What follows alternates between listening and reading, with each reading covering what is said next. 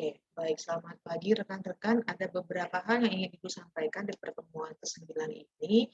Yang pertama adalah Ibu mengingatkan kembali untuk rekan-rekan selalu melihat dan juga membaca tentang tata tertib daripada perkuliahan ini. Nah, yang pertama kita coba flashback lagi tentang rencana pembelajaran semester.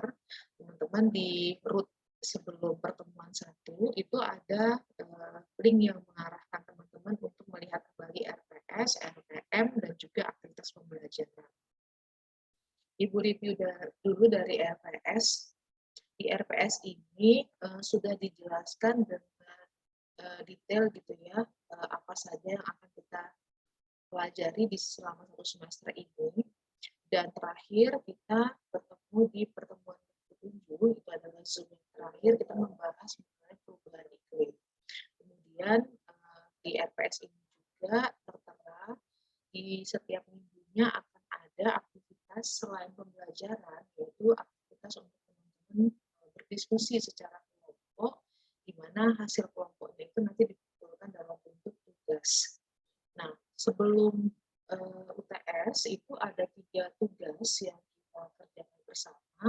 Yang pertama adalah penulisan paper, yang kedua adalah pembuatan poster atau video, yang ketiga adalah branding poster atau video. Teman-teman sudah menyelesaikan itu.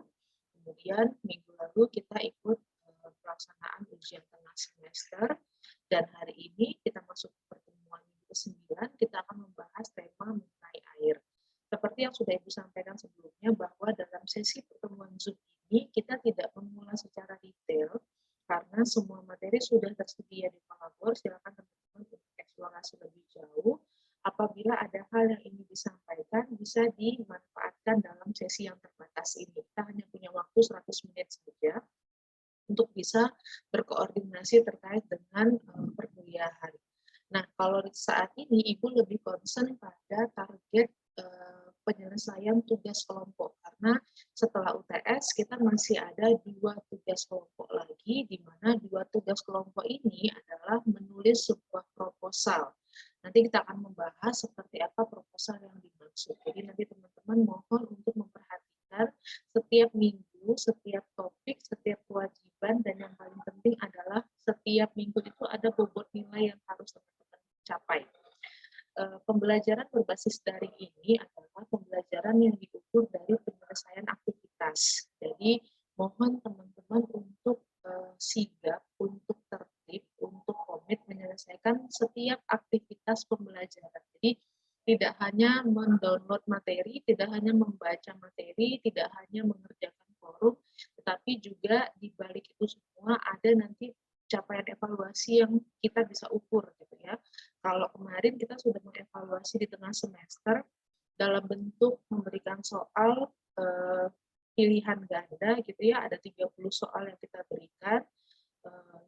Ibu nanti akan share juga bagaimana pencapaian teman-teman dari proses evaluasi tengah semester. Harapannya nanti di evaluasi akhir semester kita masih bisa meningkatkan bobot atau target pencapaian. Tentunya target pencapaian itu nanti akan disimpulkan dalam sebuah angka mutu dan juga huruf mutu gitu ya. Oke. Ini nanti bisa dibaca. Kemudian kita beralih ke rencana tugas mahasiswa. Nah, rancangan tugas mahasiswa ini itu ada 6 penjelasannya gitu ya. Kita sudah melewati 3 tugas yang kita akan masuk setelah UTS ini adalah perancangan tugas yang keempat. Tugas yang keempat adalah bagaimana teman-teman sudah memulai yang namanya penulisan proposal. Kita bagi dua segmen gitu ya. Segmen pertama adalah untuk tugas bab 1 dan 2, nanti yang sisanya adalah bab 3 dan bab 4. Nah, detailnya ini teman-teman bisa lihat kembali di panduan, dan untuk pilihan topik itu tetap sama. Jadi kita tidak mencari topik baru, tapi tetap mengacu kepada topik yang teman-teman sudah bangun sebelumnya, mulai dari membuat paper, poster, campaign, kemudian saat ini adalah proposal bab 2, topik yang kita usung itu sama dengan kegiatan yang sebelumnya. Jadi teman-teman tidak lagi sulit untuk menemukan atau mencari topik baru gitu ya. Kemudian di pertemuan satu kita ada kontrak kuliah, Ibu juga menginginkan kalian untuk kembali melihat lagi kontrak kuliah gitu ya. Di kontrak kuliah ini ada aturan main dan yang paling penting ini yang ingin Ibu sounding kepada teman-teman semua. Nah, di kontrak kuliah ini kita punya pembobotan dalam aktivitas yang Ibu bilang itu ya. Aktivitas itu ada tugas, ada UTS, ada UAS. Tidak terlepas juga di sini akan termasuk penilaian dari submission forum diskusi. Jadi teman-teman tetap berupaya forum diskusi juga akan dijadikan bobot penilaian bagian dari tugas ini dan merupakan syarat untuk perhitungan presensi gitu ya. Nah, di tugas satu kita punya bobot yang cukup besar 30%, masing-masingnya itu diambil dari tugas 1, tugas 2, tugas 3 karena 30 kalau kita bagi 3 masing-masingnya 10% menyumbang angka gitu ya. Dan Ibu tambahkan lagi 10% total dari pertemuan 1 sampai dengan pertemuan 7, di mana 10% itu diambil dari partisipasi kalian dalam mengikuti forum diskusi mulai dari pertemuan 1 sampai dengan pertemuan 7. Untuk tugas yang kedua, gitu ya, tugas yang kedua kalian mendapatkan 15%. Ini adalah penyusunan proposal, 7% untuk bab 1 dan bab 2, 8% bab 3 dan bab 4. Ibu tambahkan lagi 10%, yaitu dari partisipasi teman-teman mengikuti forum diskusi. Jadi kalau kita totalkan, kalian mendapatkan bonus bobot 20% dari partisipasi aktivitas pembelajaran di semester ini. 20% itu ibu yang berikan sendiri.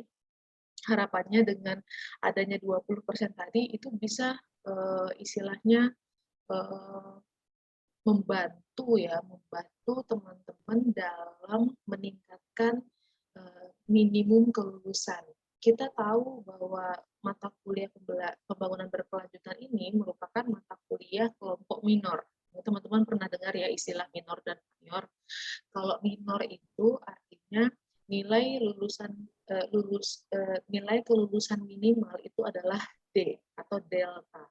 Delta itu diperbolehkan di transkrip nilai, tetapi dibatasi tidak melebihi dari 10% dari total SKS yang kalian tempuh selama mengikuti perkuliahan sarjana di UPJ. Tapi kan tidak ada yang mau ya di transkrip nilai ada nilai D, sayang gitu kan ya, meskipun ini minor, maka kalian berupaya untuk mendapatkan yang terbaik.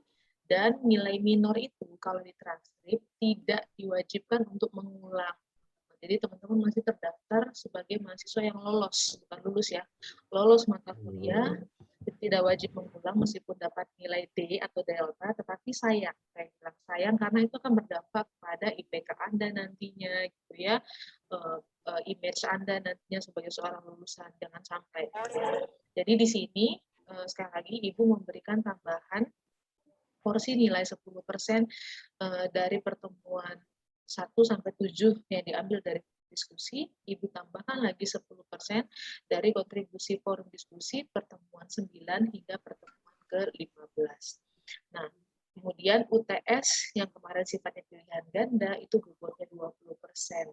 Dan yang terakhir untuk UAS sendiri, UAS itu adalah presentasi daripada proposal yang sudah kalian bangun nantinya. Itu mendapatkan bobot yang cukup besar 35. Nah, jadi kalau kita totalkan semua, ini ada 100 ditambah 20% bonus, jadi ada 120% yang bisa kalian kumpulkan. Masih banyak waktu untuk kita memperbaiki. Kalau kalian ingin merencanakan satu pencapaian kelulusan yang maksimal, yuk dari sekarang direncanakan dengan baik. Oke, kemudian Ibu ingatkan lagi.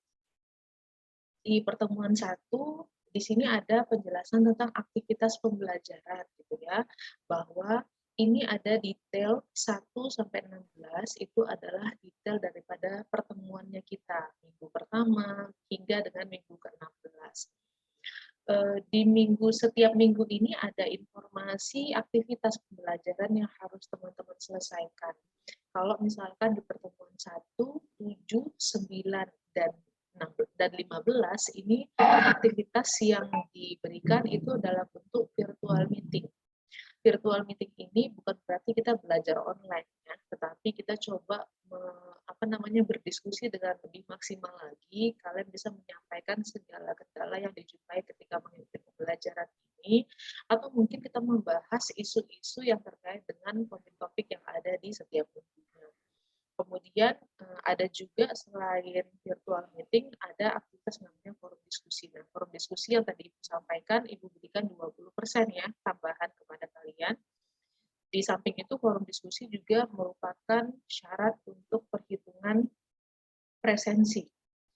Kemudian ada BM atau belajar mandiri. Belajar mandiri yang dimaksud di sini adalah bukan berarti kalian tidak mengerjakan apapun gitu. Meskipun kita tidak melakukan perjumpaan secara sinkronus, tapi harapannya student center learning itu bisa dikembangkan, bisa dibangun. Artinya apa? Bahwa mahasiswa itu bisa belajar secara mandiri. Semua materi, bahkan video pendukung sudah disediakan di Blackboard. Silakan Anda belajar secara mandiri, ikuti setiap paparan dan juga penjelasan di video, kemudian Anda kerjakan forum diskusi yang terkait dengan materi yang kita bahas pada minggu tersebut. Nah, setelah itu kalau misalkan ada bab pertanyaan yang ingin Anda sampaikan karena Anda kurang mengerti gitu ya, atau mungkin Anda butuh contoh implementasinya, Anda bisa langsung menyampaikannya itu di forum diskusi. Forum diskusi sifatnya terbuka, tidak hanya dari ibu yang bisa menjawab, tetapi dari kalian sesama mahasiswa juga bisa saling memberikan respon. Yang berikutnya, aktivitas pembelajaran adalah tugas kelompok. Selama 1 semester ini kita bekerja secara kelompok, jadi karena sudah kelompok berarti tidak ada lagi yang sifatnya individu ya. Nanti Ibu akan kasih feedback juga hasil tugas kelompok yang sudah Anda kerjakan. Tugas kelompok di pembangunan berkelanjutan selama 1 semester ini ada 5 kali, teman-teman. Kita sudah mengerjakan 3 di antaranya. Hari ini akan Ibu jelaskan untuk pengantar tugas kelompok yang keempat. Nanti di minggu ke-11 ini ada batas pengumpulan tugas kelompok. Kemudian nanti di minggu ke-12, 13, 14 kalian berdiskusi kembali untuk mempersiapkan tugas kelompok yang kelima. Jadi kita masih ada 2 kali tugas yang akan disubmit di minggu 11 dan yang akan disubmit di minggu ke-15. Setelah itu nanti baru kita UAS. Ini semua mohon dibaca lagi, dipahami lagi dengan seksama, supaya tidak ada yang tertinggal informasi. Semua yang terkait dengan perkuliahan sudah ada di Kolabor, dan yang paling penting begini, dalam pembelajaran ini, karena memang sifatnya pembelajaran mandiri dan ini adalah daring, tidak ada lagi harapannya masalah di koneksi ya teman-teman ya, karena setiap pembelajaran itu diberikan durasi 1 minggu teman-teman. Jadi kalau misalkan teman-teman merasa, wah saya tidak bisa terkonek Bu, lah masa tidak bisa terkoneknya selama 1 minggu gitu, nah itu nggak mungkin ya. Jadi tidak ada alasan kalau menurut saya gitu ya, ketika teman-teman mengikuti pembelajaran berbasis daring ini. Meskipun kalau memang teman-teman itu kerja di tempat lain, kerja juga sebenarnya bisa kalian sambil, tergantung bagaimana caranya kalian memanage waktu. Intinya kembali kepada usaha yang kalian bisa lakukan untuk kalian bisa menyelesaikan tanggung jawab di kelas pembangunan berkelanjutan ini. Jadi sekali lagi saya bilang, aktivitas ini terbuka 1 minggu ya teman-teman ya, jadi tidak ada alasan untuk berkeluh kesah menurut saya gitu ya, karena teknologi sudah memudahkan Anda. Hari ini koneksi Anda terbatas atau terganggu, silakan coba besok hari gitu ya. Pagi koneksi terganggu, silakan coba siang hari. Masih terganggu, coba lagi sore hari. Terus mencoba gitu. Jadi tidak ada alasan lagi berkeluh kesah.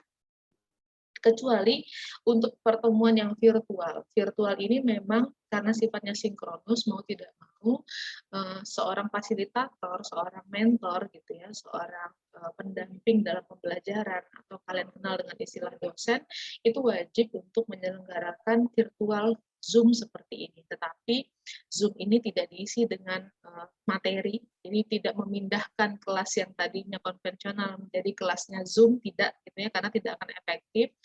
Tetap kalian dikondisikan, kalian sudah membaca materi sehingga Zoom ini berjalan, kita lebih banyak untuk mengupas tentang diskusi atau isu-isu atau mungkin kendala-kendala yang teman-teman jumpai selama pembelajaran.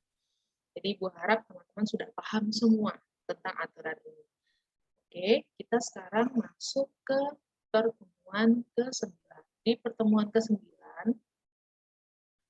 Ibu sudah memberikan satu tambahannya yaitu ini ada pengantar tugas kelompok, teman-teman. Nanti teman-teman bisa lihat yang diminta dari tugas ini adalah teman-teman bersama dengan anggota kelompoknya menyusun proposal, tapi belum lengkap, hanya bab 1 dan bab 2 saja.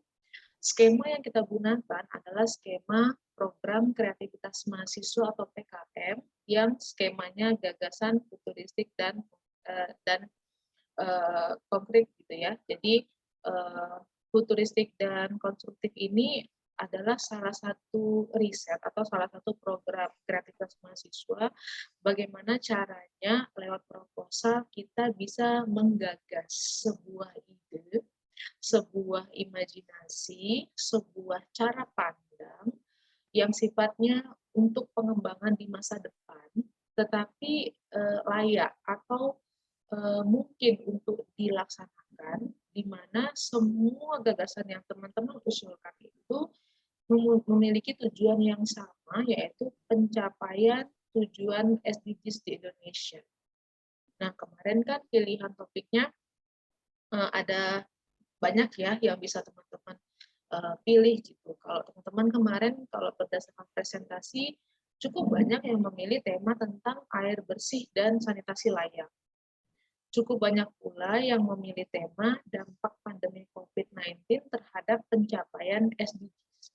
Nah, artinya ide apa yang bisa kita kembangkan, di mana di balik ide tersebut kita bisa menggagas sebuah spirit gitu ya, sebuah motivasi untuk pengembangan ke arah pencapaian tujuan SDGs. Tugas ini Ibu deliver sekarang, dan tugas ini nanti akan kita kumpulkan di pertemuan minggu ke-11. Oke. Nah, bagaimana pedoman proposal untuk PKM gagasan futuristik dan juga konstruktif ini? Ini Ibu tambahkan lagi satu pedoman penulisan proposal. Nanti di dalam sini akan ada penjelasan untuk setiap bab seperti apa yang bisa kalian bangun guna memenuhi kebutuhan bab 1 dan bab 2. Nanti bisa dibahas atau dibaca lebih seksama lagi. Nah, Ibu ingin selanjutnya adalah Ibu ingin sampaikan hasil daripada UTS yang sudah teman-teman kerjakan gitu ya. Sebelumnya Ibu sampaikan lagi, memang kemarin pada saat mengerjakan UTS ada beberapa dari teman Anda, tidak hanya di kelas ini, tapi juga berlaku di kelas-kelas yang lainnya, karena ada gangguan koneksi atau mungkin karena yang lainnya, karena Ibu sudah ingatkan bahwa UTS ini hanya berlangsung 50 menit saja dalam durasi mulai dari 16.30 sampai dengan 17.20. Nah, artinya kan ketika teman-teman sudah tahu informasi ini jauh-jauh hari, teman-teman seharusnya sudah mempersiapkan segala kebutuhan, termasuklah masalah koneksi gitu ya. Bagaimana caranya bisa menyelesaikan UTS ini dalam durasi yang sudah ditentukan. Dari hasil submission yang sudah teman-teman lakukan, baik itu yang berhasil submit maupun dalam progres tapi terputus, itu sebenarnya sudah terrecord di Kolabor, sehingga untuk teman-teman yang sifatnya mungkin terputus koneksinya ketika mengikuti atau menjalankan UTS itu tetap Ibu hitung karena memang jawabannya tersimpan kecuali memang ada soal yang tidak sempat dijawab. Jadi ada proses manual yang Ibu lakukan dalam perhitungan penilaian ini. Nah, kita bahas dulu satu persatu dari cuplikan 30 soal serta jawaban yang memang benar. Sebentar Ibu sharing ya.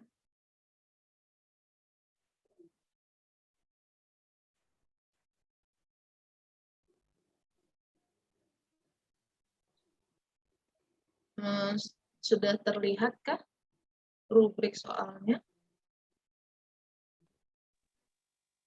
Sudah, Bu. Sudah ya? Oke. Karena kemarin sifatnya random ya teman-teman. Kita punya soal 1-30, tapi kalau teman-teman kemarin mengerjakan dengan hikmat pasti masih mengingat gitu ya soal-soalnya. Ini karena random, Ibu membaca sesuai dengan urutan yang ada di formulir ya. Yang pertama adalah soal tentang latar belakang dari pembangunan berkelanjutan. Tapi ingat, di sini ada keywordnya kecuali. Kalau kita tahu bahwa tujuan atau latar belakang dari pembangunan berkelanjutan itu benar.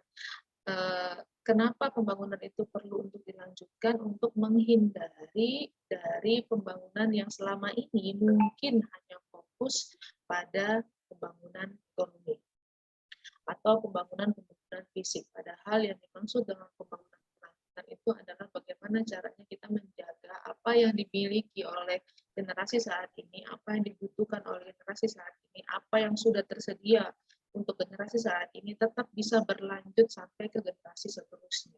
Jadi tidak hanya fokus pada salah satu bidang. Jadi A itu masih benar. Yang B adalah memiliki dampak sosial, benar.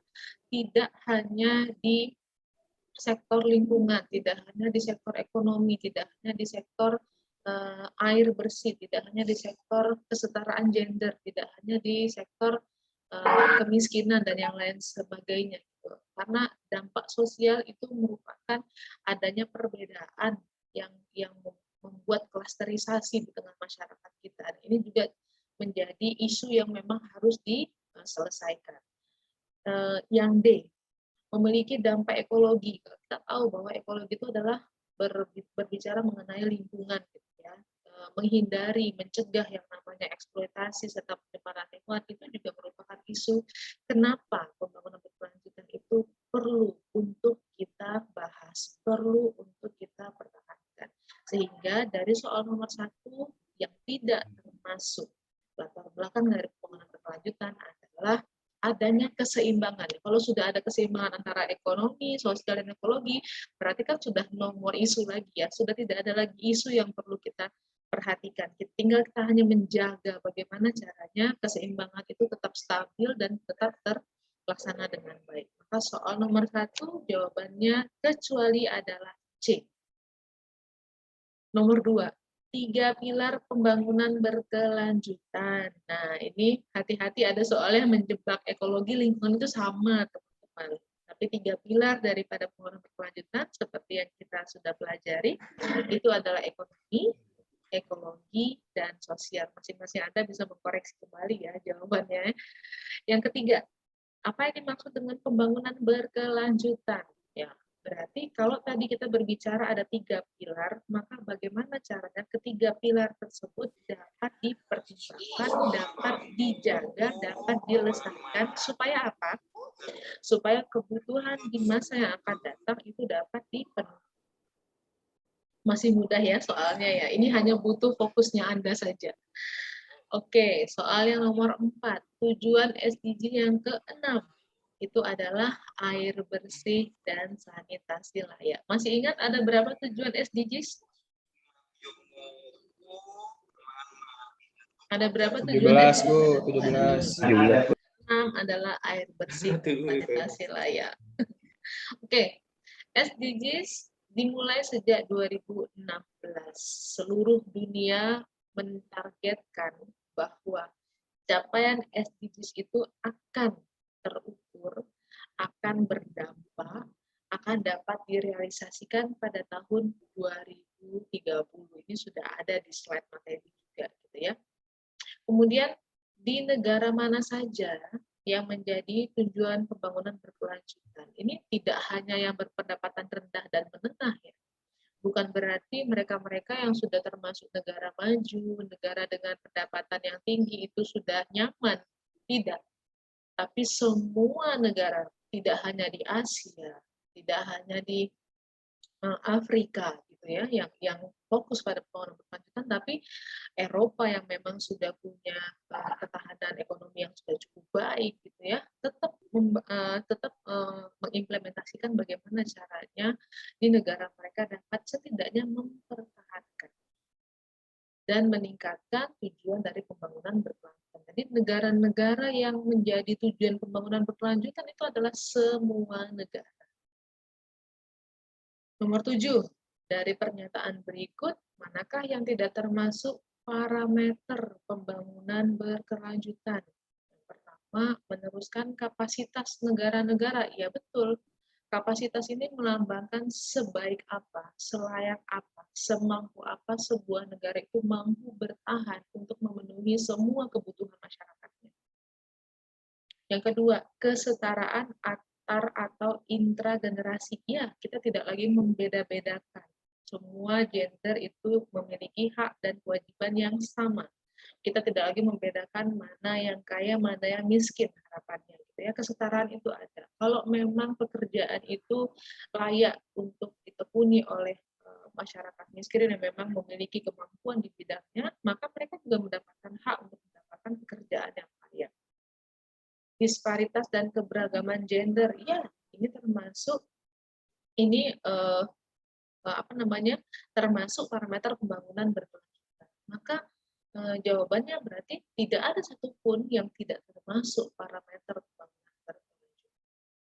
Jadi jawabannya adalah D. Nomor 8. Manakah dari pernyataan berikut ini yang bukan tujuan pembangunan berkelanjutan? Melanjutkan program keluarga berencana? Iya. Termasuk tujuan pembangunan berkelanjutan. Karena kalau program ini tidak diselenggarakan, maka jumlah kelahiran versus jumlah kebutuhan itu akan meledak. Maka KB itu menjadi salah satu program yang memang diunggulkan dan memang itu harus diterapkan. Yang kedua, menjaga keseimbangan tanah dan implementasi strategi pembangunan area pertanian. Iya, bagaimanapun kita harus memperhatikan daya dukung dan daya tampung, gitu ya. Menjaga keseimbangan sumber air dengan mereduksi konsumsi air pada sektor industri dan pertanian. Ya, ini termasuk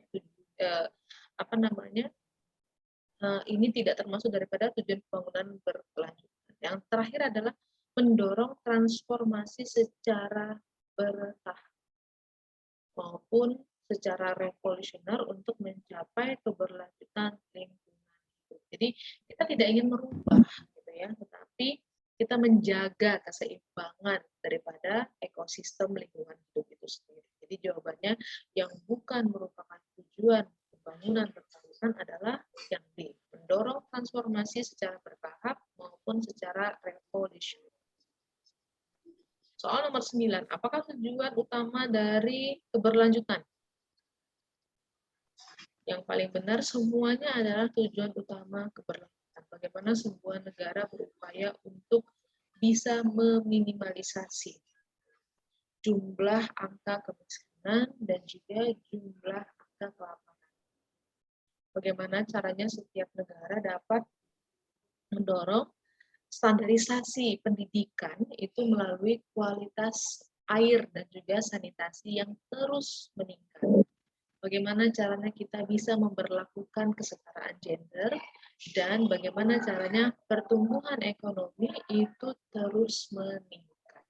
Dan pertumbuhan itu yang nantinya akan menjadi kekuatan kita di sektor ekonomi. Maka tujuan daripada pembangunan berkelanjutan semuanya 1, 2, 3, dan 4. Sampai di sini kalau ada pertanyaan silahkan ya. Ibu lanjut ke soal nomor 10. Apakah tujuan SDGs yang ke-11 ini rata-rata sih udah benar sih jawabannya, kota dan pemukiman yang berkelanjutan. Nomor 11. Pelaksanaan program pembangunan yang tidak mencerminkan ciri pembangunan berkelanjutan yang berwawasan lingkungan hidup adalah yang berwawasan lingkungan hidup adalah bagaimana caranya kita meminimalisir tidak adanya penggunaan sumber daya yang tidak terkontrol. Kalau di sini berarti tanpa disertai upaya pengelolaannya. Nomor 12, menciptakan keadilan antar generasi sebagai salah satu prinsip pembangunan berkelanjutan yang berwawasan lingkungan hidup dapat diartikan sebagai penggunaan sumber daya alam oleh generasi sekarang itu harus benar-benar berdasarkan pertimbangan kebutuhan saat ini dan kebutuhan yang akan datang. Jangan sampai semua kebutuhan saat ini dieksploitasi secara maksimal, tidak mempertimbangkan bagaimana nanti ketersediaannya untuk kebutuhan generasi yang akan datang. 13. Pencegahan dan pengurangan sampah makanan dapat dilakukan dengan cara berikut. Nah, ini ada kata kuncinya lagi, kecuali. Kalau semua kita dapat menyimpan makanan dengan baik, maka tidak akan ada yang namanya penumpukan sampah. Atau dengan kata lain adalah bahwa pencegahan atau pengurangan sampah makanan itu dapat dihindari. Ingat kecuali ya teman-teman ya. Ini cukup banyak yang terjebak. Kebanyakan menjawab yang D.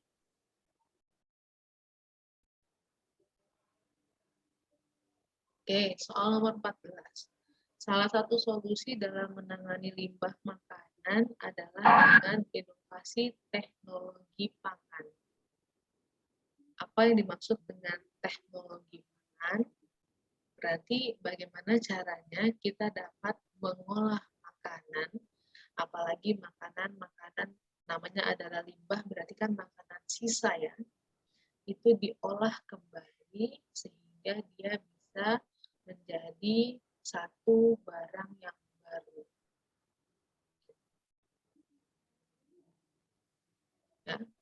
Kemudian untuk 15, nih, daya dukung itu apa? Ini ada di materi juga gitu ya. Daya dukung adalah kapasitas atau kemampuan ekosistem untuk mendukung kehidupan organisme secara sehat, sekaligus mempertahankan produktivitas, kemampuan adaptasi, dan juga kemampuan memperbarui diri. Itu daya dukung. Di soal juga nanti ada 3 faktor ya, 3 faktor antara daya dukung dan daya tampung, teman-teman suka terbalik gitu ya. Kalau daya tampung itu adalah kemampuan untuk dia bisa menyerap energi, menyerap zat atau komponen lainnya sehingga bisa dimanfaatkan untuk memenuhi kebutuhan kita pada hari ini. Itu daya tampung gitu ya. Bagaimana caranya sebuah kota itu dapat menampung semua objek yang mendiami wilayah tersebut tanpa mengurangi adanya kemampuan daya dukung. Daya dukung berarti kan bagaimana sebuah kota dapat mendukung pemenuhan kebutuhan daripada penghuninya itu. Kemudian 3 faktor yang mempengaruhi daya dukung dan daya tampung ini banyak yang terbalik juga ya. Kalau daya dukung, namanya daya dukung berarti kan yang mempengaruhi kan daya dukung itu adalah tadi kemampuan ekosistem untuk mendukung kehidupan organisme.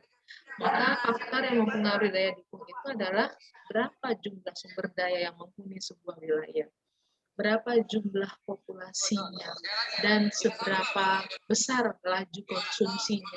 Jumlah sumber daya berarti kan sumber daya yang mendukung ya. Sumber daya yang mendukung, apakah itu sumber daya alamnya,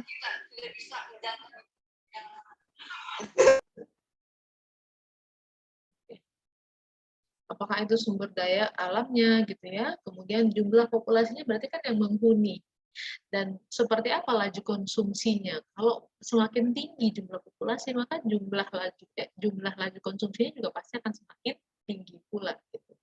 Nah, sementara untuk yang mempengaruhi daya tampung berarti kan bagaimana caranya setiap penghuni di sebuah wilayah itu dapat menyerap energi. Berarti ada kemampuan daya asimilasi, polutan, dan juga daya lenting lingkungan.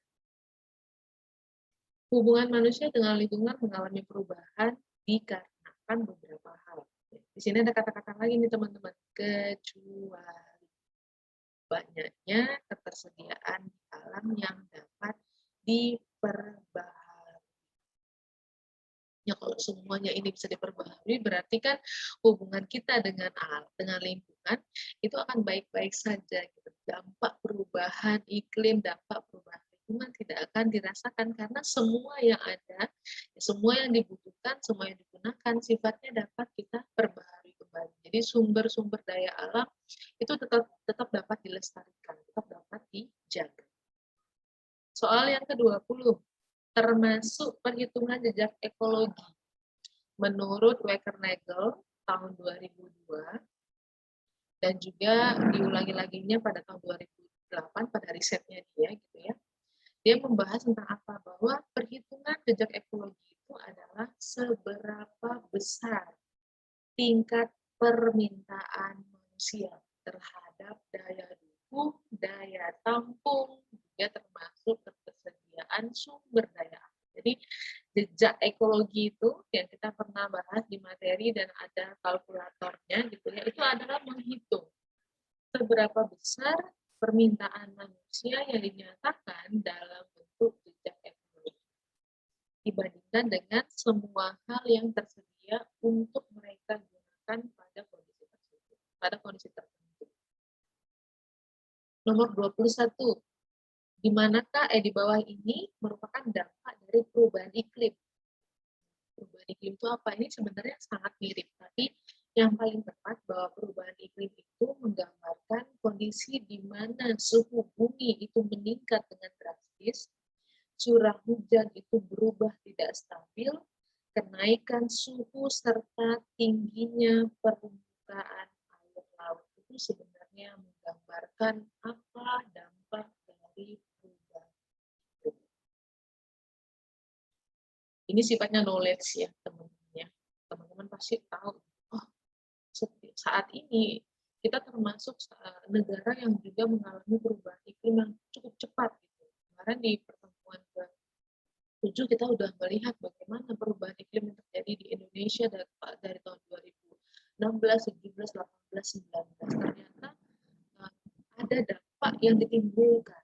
Apa yang terjadi? Salah satunya adalah pasti peningkatan suhu bumi. Kita merasakan bahwa kondisi panas itu luar biasa. Perubahan curah hujan tidak terkendali gitu ya. Yang biasanya kita mengalami musim hujan dalam interval waktu tertentu, tetapi saat ini bahkan kondisi itu tidak bisa diprediksi lagi gitu ya. Kenaikan suhu dan tinggi permukaan laut tentunya dirasakan juga oleh masyarakat Indonesia yang ada di pesisir pantai. Apa yang dimaksud dengan efek rumah kaca? Ini efek rumah kaca juga cukup banyak yang salah juga, gitu ya, bahwa sebenarnya efek rumah kaca itu adalah bagaimana caranya atmosfer bumi itu mampu mempertahankan suhu udara panas dalam perubahan nilai yang kecil. Jadi bagaimana caranya melalui melalui rumah kaca yang kita bangun saat ini itu dapat menangkis tingginya atau mempertahankan suhu udara panas yang bisa memberikan kenyamanan bagi penghuni. Nah, bagaimana pula caranya kita melakukan mitigasi emisi rumah kaca? Semuanya kita membatasi penggunaan bahan bakar fosil, iya. Kita menggunakan energi yang sifat terbarukan, iya. Kita memaksimalkan efisiensi green building, bangunan hijau itu juga iya. Tapi ingat di sini adalah kecuali. Nah, ini juga teman-teman banyak yang tidak fokus gitu ya, kecualinya dilupakan, jadi banyak yang bilang itu rata-rata adalah efisiensi bangunan hijau. Jadi jawaban yang benarnya adalah menghemat penggunaan air. Untuk memenuhi kebutuhan hidup, manusia melakukan aktivitas ekonomi melalui pembangunan dengan memanfaatkan lingkungan. Nah, bagaimana caranya supaya lingkungan itu dapat tetap mendukung program pembangunan berkelanjutan? Maka setidaknya kita harus menjaga kondisi lingkungan tetap seimbang. Salah satu prinsip dalam pembangunan berkelanjutan adalah prinsip keadilan antar generasi. Nah, di sini ada kata kuncinya bukan. Di bawah ini adalah permasalahan lingkungan, tetapi tidak berkaitan dengan prinsip keadilan yang mana ini. Kalau konsumsi yang berlebihan terhadap sumber daya berkualitas, apalagi ini hanya dilakukan oleh mereka-mereka yang memiliki kemampuan, gitu ya, maka tidak akan adil pada mereka-mereka yang tidak mampu. Begitu juga dengan pemanfaatan sumber daya alam yang berlebihan hari ini tentunya tidak akan bersifat adil untuk mereka-mereka di kehidupan yang masa yang akan datang.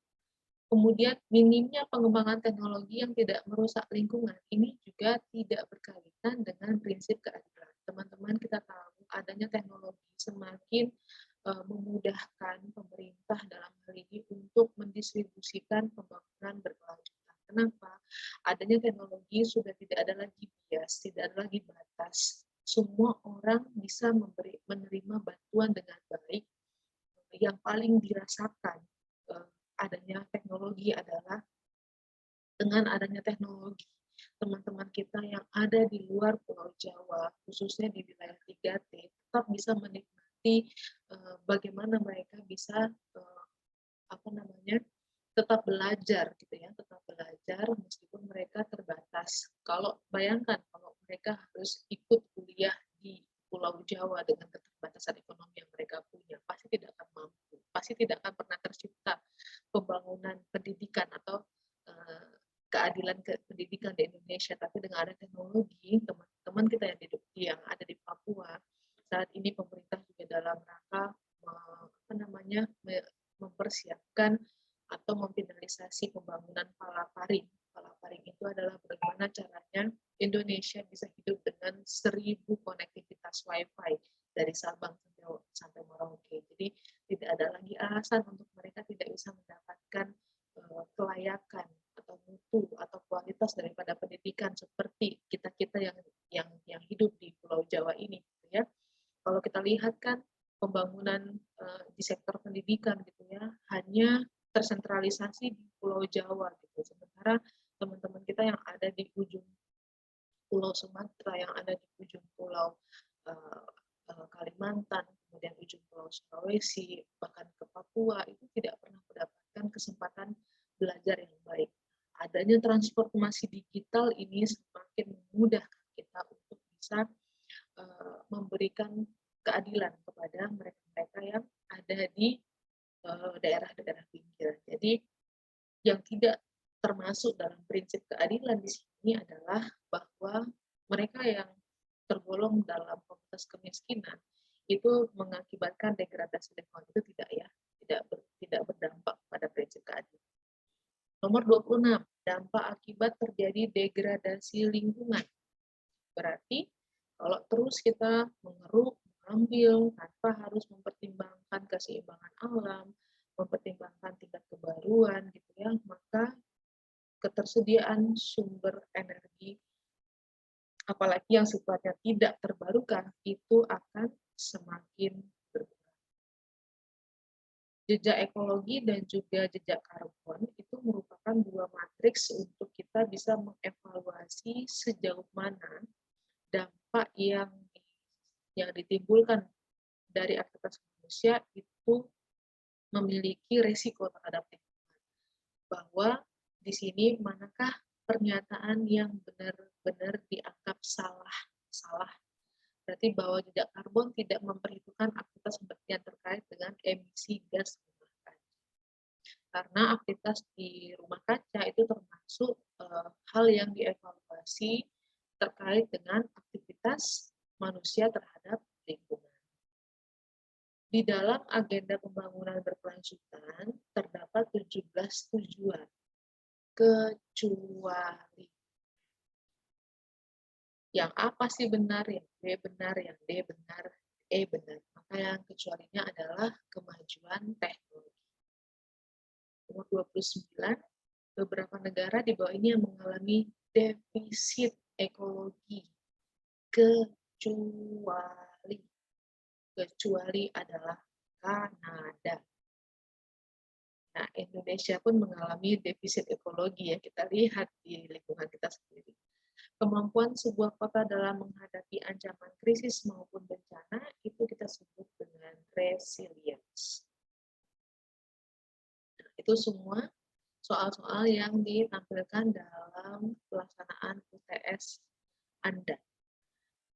Untuk hasilnya nilai tertinggi yang diperoleh dari kelompok LSEH ini, kelompok H, yang tertinggi adalah 90. 90 itu berarti dari 30 soal dia berhasil menjawab benar sebanyak 20 soal. Dan yang mendapatkan nilai 90 untuk kelas LSEH ini ada 2 orang. Mau dibacakan apa tidak ya? Namanya, nggak usah ya. Nanti masing-masing lihat di MyUPJ saja. Untuk input nilai di MyUPJ belum Ibu lakukan, tapi akan Ibu finalkan di minggu ini. Insya Allah nanti mungkin di hari Minggu teman-teman sudah bisa mengintip gitu ya berapa nilai UTS yang teman-teman dapatkan. Tinggal proses input saja. Untuk penilaian sudah Ibu selesaikan, tinggal diinputkan saja. Ada 2 orang yang mendapatkan nilai yang tertinggi, yaitu poin 90, berarti dia menjawab 27 soal dengan benar. Dan untuk nilai terendah di kelas ini, itu ada 1 orang. Mungkin ini nggak tahu faktor apa gitu ya, apakah telat join, bisa jadi gitu ya.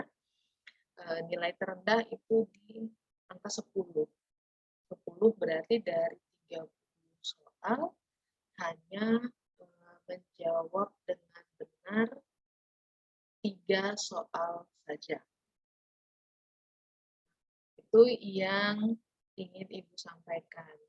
Silakan kalau ada pertanyaan boleh disampaikan di kolom chat atau mungkin langsung unmute saja. Silakan.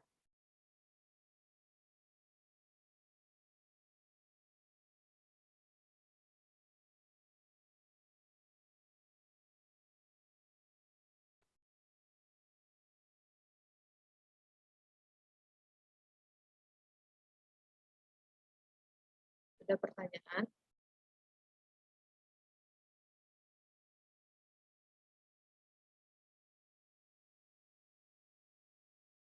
Tidak ada pertanyaan? Oke. Kalau begitu, sekarang Ibu kasih feedback terkait dengan pengumpulan tugas kelompok ya. Untuk di kelas LSEH ini, berdasarkan presentasi terakhir tentang pembuatan poster, itu berhasil membentuk 11 kelompok. Nah, 11 kelompok ini sementara Ibu hitung jumlah peserta, itu totalnya ada 35 orang mahasiswa. Kalau hanya 11 kelompok berarti hanya kebetulan di sini tepat satu kelompok, setiap kelompoknya itu, 10 kelompok beranggotakan 3 orang, dan satu kelompok beranggotakan 2 orang saja. Artinya masih ada 3 orang mahasiswa yang sama sekali belum pernah menyelesaikan tugas kelompok, mulai dari tugas kelompok 1, kelompok 2, dan tugas kelompok 3. Secara waktu sudah tidak ada lagi toleransi, namun masih ada kesempatan untuk menyelesaikan tugas kelompok yang keempat dan tugas kelompok yang kelima.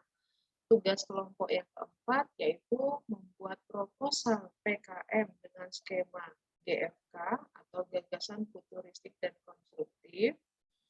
Untuk tugas kelompok yang kelima adalah bab 3 dan 4. Ya, mohon untuk dikerjakan karena seperti yang Anda lihat tadi, bobot dari penilaian setiap tugas cukup besar.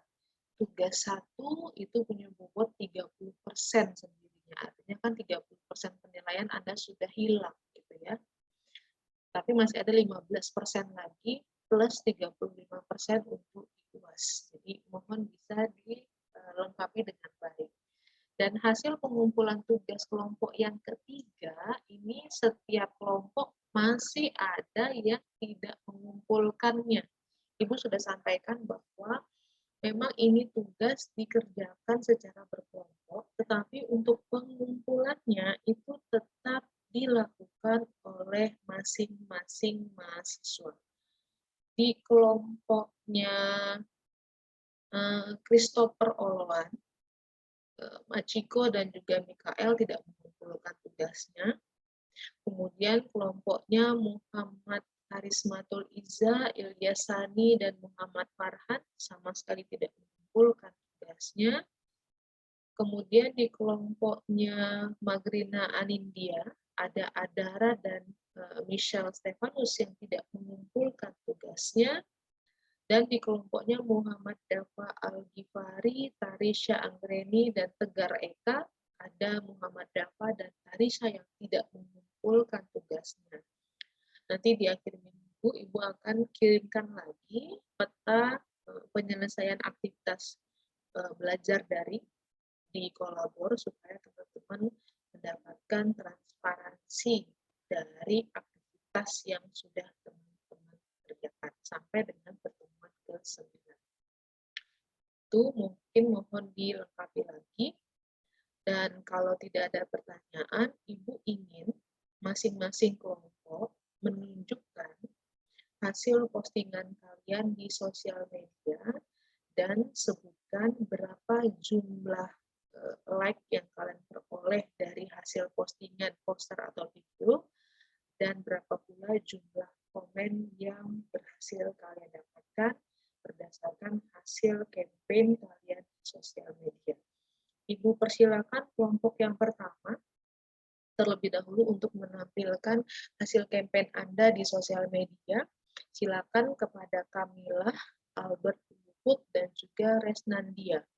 Nanti dilanjutkan oleh kelompok yang kedua, yaitu Lutfi Arif, Ardian Tito, dan juga Putra Fajar. Silakan. Baik, Ibu.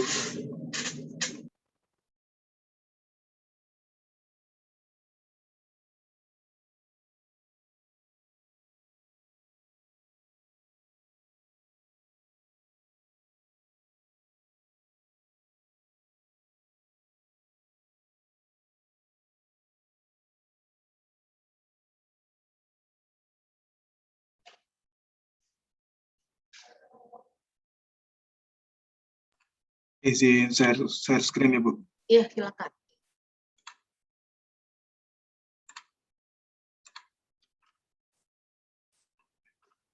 Apakah sudah terlihat, Bu? Ya, sudah. Oke, jadi dari hasil campaign kami yang sudah kami upload di media sosial, kelompok kami berhasil mendapatkan total 42 like, Bu. Oke. Ada komen yang didapatkan, Albert? Ini siapa? Yang ya, Albert. Iya, saya, Bu. Ya, ada komen yang didapatkan? Sejauh ini belum ada komen, Bu. Oke. Oke. Terima kasih. Selanjutnya Oke, silakan. Ya, selanjutnya silakan kelompok Lutfi Arif, Ardian Tito, dan juga Putra Fajar. Berikutnya nanti bersiap kelompoknya Anidia Ardini Group, Sepia, dan juga Askia. Silakan kelompoknya Lutfi. Saya izin share screen. Ya, silakan.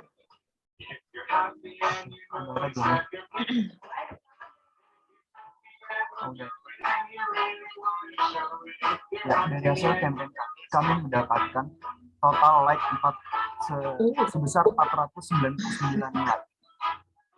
Kamu mempromosikannya di grup apa ini, Lutfi? Ya, Bu, Kamu mempromosikannya di grup khusus kah atau bagaimana? ke teman-teman sekitar, Bu. Oke, punya tips nggak?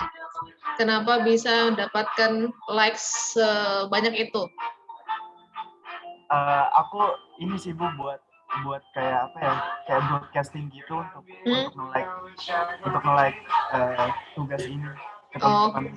Oke, broadcastnya lewat apa? Broadcastnya ada yang lewat WhatsApp juga. Oke. Oke, oke, oke. Sip, sip. Terima kasih. Silakan kelompok berikutnya. Sama-sama, Bu. Anindya, Sepia, dan Askia. Nanti siap-siap ke kelompoknya Machiko, Christopher, dan juga Mikael. Silakan.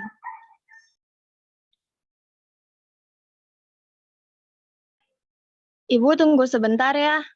Iya. Berapa lama? Ntar dulu ini yang SS masih belum tahu siapa soalnya pada pakai HP semua. Oke, kalau seperti itu kita beralih ke kelompok Machiko terlebih dahulu boleh ya. Machiko, Christopher, dan juga Mikael. Silahkan. Ya, makasih Bu. Sama-sama Nindya.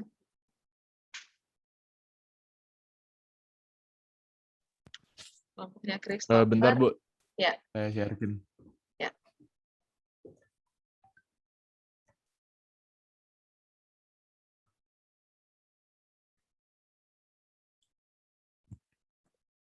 Udah masuk belum ya, Bu? Ya, sudah.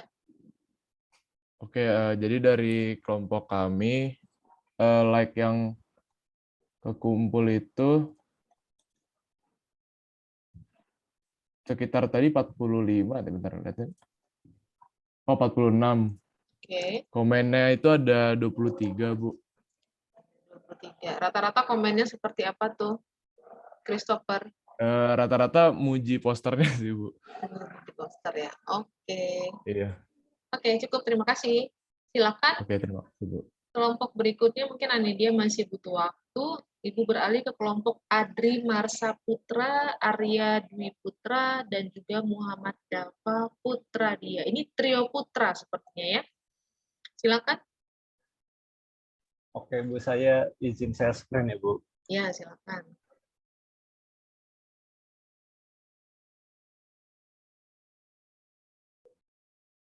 Di sini kita mendapatkan like-nya sekitar 48.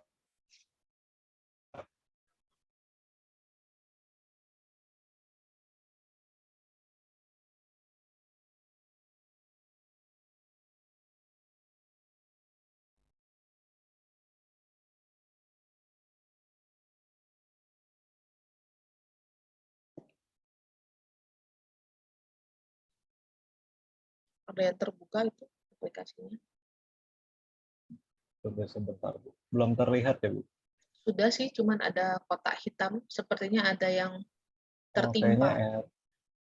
iya, kayaknya error. Oh, mungkin dibacakan saja. Nggak apa-apa.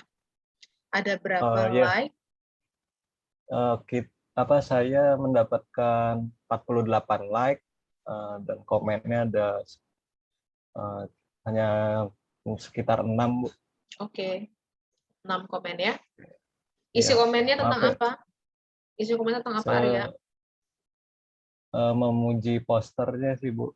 Oke. Oke. Nggak ada yang memberikan masukan ya? Enggak, belum ada. Oke, terima kasih. Kita beralih ke kelompok berikutnya, Nova Rizky, Julia Lestari, dan juga Sarwenda. Silakan. Izin share screen ya Bu. Silakan.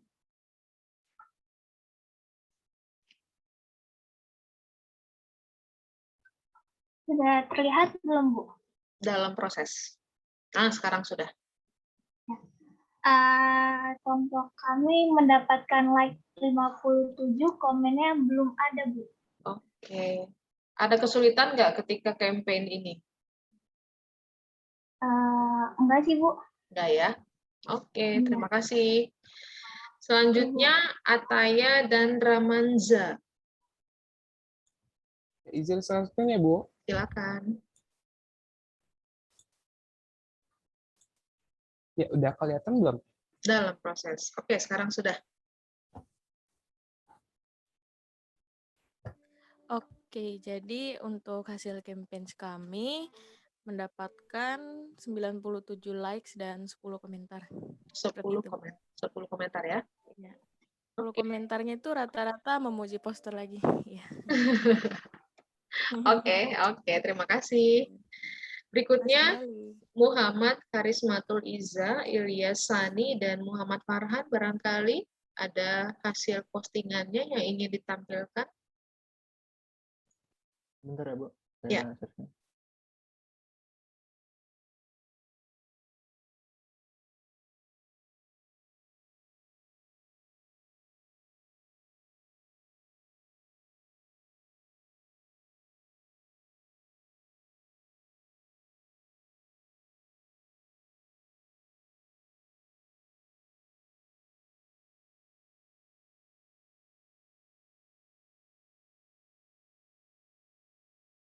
Mungkin sambil menunggu, kita bisa beralih dulu ke kelompoknya Adara Kamelia, Magrina, dan juga Michelle.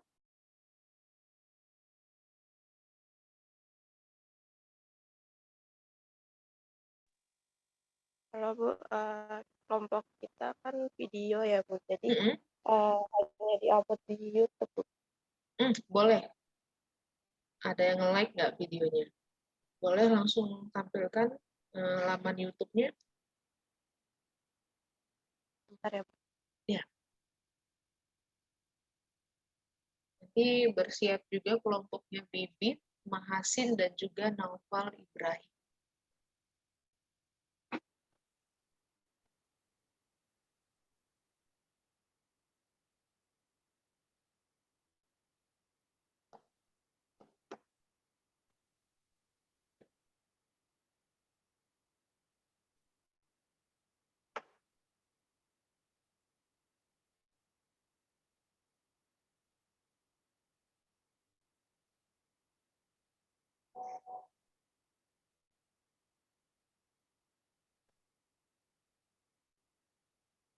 Oke, mungkin sambil menunggu kelompoknya Adara, kelompoknya Bibit, Mahasin, dan Naufal mungkin boleh duluan. Baik Bu, izin share screen Bu.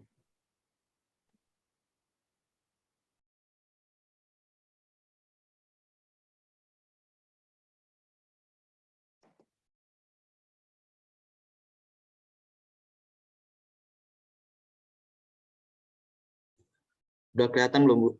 Ya, udah. Oh ya, di sini saya dengan kelompok saya mendapatkan like 79 Bu, sama komennya 3. Tapi komennya lebih ke nggak penting gitu Bu. Kenapa? Komennya apa emangnya? Gini doang Bu.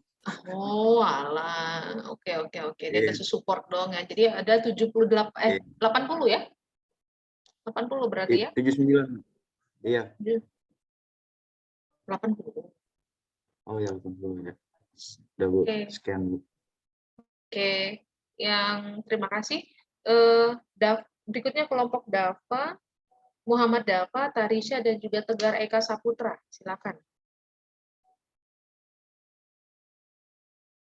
Sebentar Bu, saya buka linknya dulu.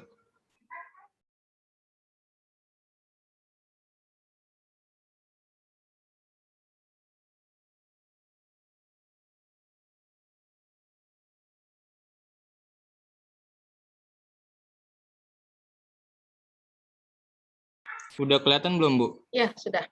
Ini juga termasuk yang Ya. banyak nih. Ya Bu, jadi ini kemarin pas apa namanya, kan saya Tegar sama Tarisha minta like gitu Bu. Ya. Terus atau temennya Tegar nawarin Bu, mau di like nggak, banyak kata dia gitu. Terus kata Tegar nggak usah, nggak apa-apa. Dia maksa Bu. Terus tahu jadi banyak. Waktu itu cuma 200 berapa doang. Iya. Jadi ini ya begitu deh Bu. Jadi kesimpulannya Aslinya senang apa enggak ini di like ya, begitu banyak? enggak juga sih Bu. Enggak. Kan like tambahan gitu doang, enggak yang asli orang gitu loh. Oh, ya Allah. Ya, Ini kalau komen kemarin enggak ada. nyebarinnya kemana aja? Nyebarinnya ke siapa aja? Yang pertama yang pasti IG, terus juga dari Twitter juga ngasih link gitu, terus ya paling ke apa namanya ya, seputaran teman-teman aja sih Bu. Oke, ini tim dari prodi apa sih ini? Saya bertiga dari DKV. Dari DKV kan seharusnya ya. Tapi Iya, Bu. ngikutin posting juga ke tagarnya UPJ, tagarnya teknik sipil dan arsitek gitu ya. Iya. Oke. Terima kasih. Oke Bu, terima kasih Bu. Kita kembali tadi ke kelompok, bagaimana kelompok Anindya, apakah sudah ready untuk berbagi layar? Atau kelompoknya Karismatul Iza? Atau kelompoknya Adara Kamelia? Silakan. Kelompok Anindya sudah Bu? Ya, silakan di-share Anindya.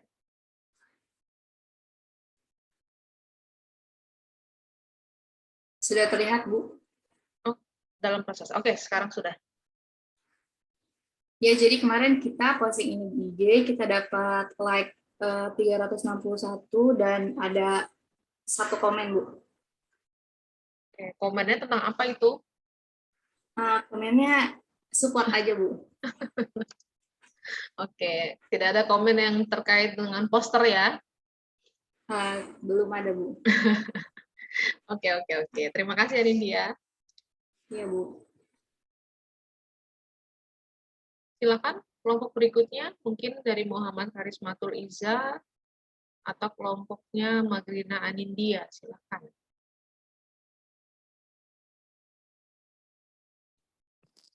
Kelompok saya ya Bu, Magrina. Boleh, silakan.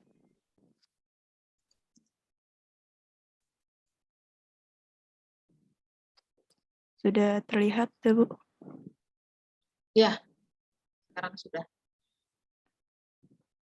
Iya, jadi baru dapat 2 like. Enggak apa-apa. Ini kamu, oke, silakan lanjut dulu. Iya, dan baru ditonton 10 kali. Oke, bagaimana caranya kamu mengkampanye ini supaya orang mau nonton, orang mau nge-like? Iya, sebenarnya waktu itu kurang di-share ke teman-teman sih, Bu. Jadi makanya belum banyak yang tahu kalau kita bikin video. Iya, Gitu. Dan ini publik kan ya, bisa dilihat oleh Iya, siapapun. Publik kan ya. Iya. Oke, terima kasih. Terima kasih, Bu. Silakan kelompok yang belum tadi. Saya share screen ya, Bu. Silakan.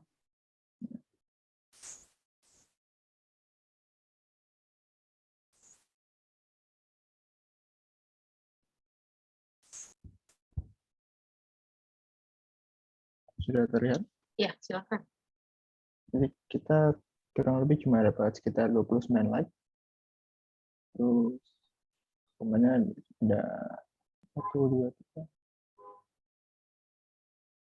Kurang lebih 11 Ibu. Oke. Ada kendala apa ketika Anda mengkampanyekan ini di sosial media? Kendala sih nggak ada, Bu. Mungkin cuma kurang nge-share di grup aja kali, makanya like-nya cuma segini. Diposting kapan ini? 2 minggu. Sebelumnya ya. Ya. Oke. Terima kasih. Ya, Bu. Ya, dari hasil presentasi semua kelompok, ternyata memang 2 di antaranya itu mendapatkan likes terbanyak gitu. Nah, dalam mengkampanye, dalam kita membranding hasil karya kita memang perlu untuk dilakukan beberapa hal. Yang pertama, pastikan mungkin kita punya relasi yang baik gitu ya. Karena lewat relasi itu kita mendapatkan like atau komen atau mungkin subscribe yang baik terhadap karya kita. Namanya kita mempublikasikan. Yang kedua adalah bagaimana caranya kita selalu menginformasikan kepada komunitas tentunya ya, komunitas apakah itu internal kelasnya kita, internal prodinya kita, internal fakultasnya kita, internal kampusnya kita, gitu. Itu penting banget karena lewat branding ini sebenarnya kita ingin mempromosikan, apalagi di sini kita ingin mengkampanyekan satu hal yang positif, mengajak semua masyarakat gitu ya, masyarakat UPJ kah namanya, masyarakat arsitektur kah namanya, masyarakat sipil kah namanya, masyarakat Tangsel kah namanya, untuk mau berbuat hal yang positif. Tentunya dampak positif itu terkait dengan keberlangsungan lingkungan hidupnya kita. Terima kasih buat teman-teman yang sudah berupaya untuk mengkampanyekan. Tentunya ini menjadi bagian dari penilaian di tugas 3 ya, bobotnya 10%. Sekali lagi untuk kelompok yang belum mengumpulkan tugas 1, tugas 2, tugas 3, jangan sampai tertinggal untuk teman-teman mengikuti atau melengkapi tugas kelompok di sesi 4 dan sesi yang kelima. Nah, untuk yang keempat, panduannya sekali lagi sudah Ibu berikan pedomannya di Kolabor. Nanti teman-teman bisa melihat, membaca lebih seksama seperti apa penyusunan sebuah proposal dengan skema menggagas sebuah imajinasi, ide, inovasi yang terkait dengan hal-hal yang sifatnya pengembangan masa depan dan juga layak untuk bisa diimplementasikan, logis untuk bisa diimplementasikan. Tentunya ini berkaitan dengan yang namanya tujuan pembangunan berkelanjutan. Teman-teman, proposal ini akan kita submit sebagai karya kalian pada periode kompetisi PKM tahun 2022. Jadi, Ibu sangat menghimbau kalian semua dapat menciptakan atau menyusun gagasan yang baik sekali, supaya apa? Satu, kalau kita berhasil memenangkan kompetisi tersebut, maka kita menyumbang 1 poin keberhasilan perolehan prestasi untuk prodi kalian masing-masing. Ya, bukan untuk Ibu, tapi untuk prodi kalian masing-masing. Karena kualitas mahasiswa termasuk salah satu yang dievaluasi dalam ajang pemeringkatan atau akreditasi. Jadi, ayo kita bangun dari sekarang. Kemudian yang kedua, kalau kalian menang juga, tidak hanya membawa prestasi untuk prodi kalian, tapi kalian mendapatkan pendanaan alias hibah. Nah, hibah itu bisa kalian manfaatkan untuk pengembangan program yang kalian usulkan. Kemudian yang berikutnya, kalau misalkan hibah kalian itu dievaluasi lintas perguruan tinggi dan kalian masuk ke dalam kategori yang terbaik, kalian bisa masuk lagi ke ajang pemilihan mahasiswa berprestasi di tingkat nasional. Jadi sangat banyak sekali dampak positif yang bisa kita upayakan.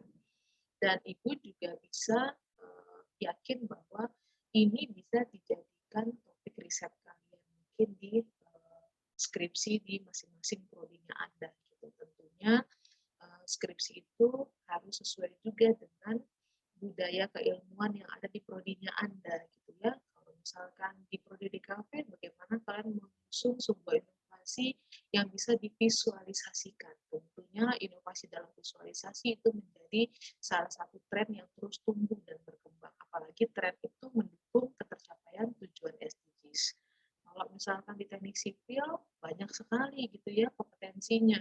Kompetensi di bidang air, sanitasi, pemukiman, itu sangat berdampak gitu, kepada keilmuannya kalian. Bisa dijadikan topik skripsi juga. Jadi, mumpung ini ada wadah, mumpung ini ada media untuk kita sama-sama bisa mempersiapkan segala sesuatunya lewat proposal. Kenapa harus proposal? Karena yang namanya pendanaan pasti butuh proposal. Di proposal itu seorang juri akan menilai sejauh mana usulan Anda itu bisa diterima dan sejauh mana sebesar apa pula usulan Anda itu bisa didanai. Jadi banyak sekali positifnya. Tentu kalau udah jadi pemenang, ujung-ujungnya juga mendapatkan tambahan poin CSDP. Jadi tunggu apa lagi teman-teman? Yuk sekarang kita persiapkan. Masih pengumpulannya masih di minggu ke-11. Kita fokus pada bab 1 dan bab 2 terlebih dahulu. Nanti di minggu ke-15 kita finalkan sampai dengan bab 3 dan bab 4. Sekali lagi Ibu sampaikan, semua informasi perkuliahan ada di Kolabor. Mohon selalu membaca. Tidak ada lagi masalah dengan koneksi, karena perkuliahan kita buka 1 minggu, kecuali Zoom meeting. Kalau Zoom meeting, aktivitas pembelajaran hanya Ibu capture sesuai dengan durasi saja, pukul 10.10 sampai dengan 11.50. Lewat dari itu tidak Ibu capture lagi, termasuk capturean untuk presensi. Tetapi kalau minggu asinkronus, kalian punya waktu banyak sekali, kita buka mulai 10.10 setiap hari Rabu, kita closing setiap hari Selasa minggu depannya, pukul 12 siang. Ibu sudah sempat sampaikan juga, kenapa harus Selasa pukul 12, karena Ibu butuh waktu untuk mengevaluasi semua penyelesaian aktivitas pembelajaran yang sudah teman-teman selesaikan. Tugas kelompok benar dikerjakan secara kelompok, tetapi untuk submission ke Kolabor tetap dilakukan oleh masing-masing individu. Ya, jadi meskipun misalkan ada tugas kelompok yang Ibu kasih nilai 90, tapi tidak semua anggota mendapatkan nilai 90, karena satu yang dilihat dari masing-masing anggota submit nggak gitu ya. Terus Yang berikutnya adalah seperti apa masing-masing anggota itu berupaya untuk memaksimalkan hasil dari setiap pencapaian di masing-masing tugas kelompok tersebut. Itu saja yang ingin Ibu sampaikan dalam pertemuan kita hari ini, teman-teman. Untuk nilai UTS akan Ibu selesaikan di minggu ini. Semoga maksimal hari Minggu teman-teman sudah bisa melihat dengan spesifik berapa nilai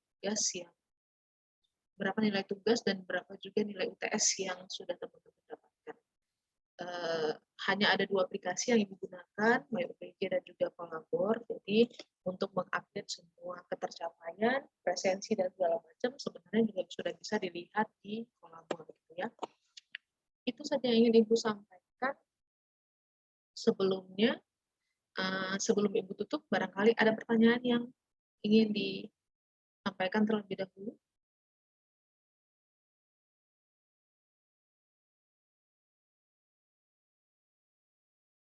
Aman Bu kayaknya. Aman ya? Aman ya? Oke, sekali lagi mohon di rename namanya sesuai dengan nama Anda, karena Ibu akan meng-capture untuk proses presensi hari ini. Kalau ada penggunaan nama di Zoom yang mungkin belum sesuai dengan nama yang ada di absen, mohon disesuaikan. Ibu akan meng-capture ada 2 halaman di sini, total ada 27 dari 35 orang mahasiswa yang ikut Zoom hari ini, artinya ada yang tidak hadir ya. Ibu capture dulu. Kemudian capture lagi. Bentar.